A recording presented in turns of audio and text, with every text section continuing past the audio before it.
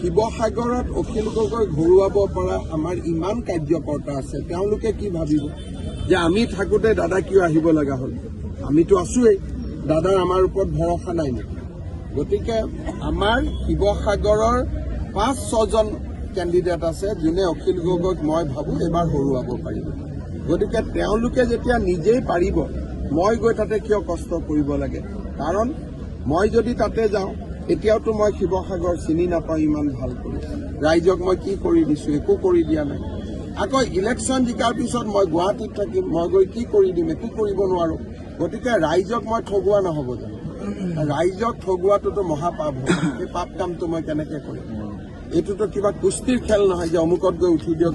হয়তো উঠিলে মই জিকিবও পাৰোঁ, কিন্তু জিকিলেও ৰাইজৰ লাভ কি হ'ব যদি ৰাইজে MLA জনক বিচাৰি নাপায়? মোৰ ঘৰ তাতে নহয়, মোৰ পৰিবাৰ তাতে নাথাকে, পৰিয়াল নাথাকে, বিহুত যাব নোৱাৰিম, পূজাত যাব নোৱাৰিম, ৰাইজেতো বেয়াহে পাব। গতিকে ৰাইজে বেয়া পোৱা কাম বিজেপিয়ে নকৰে।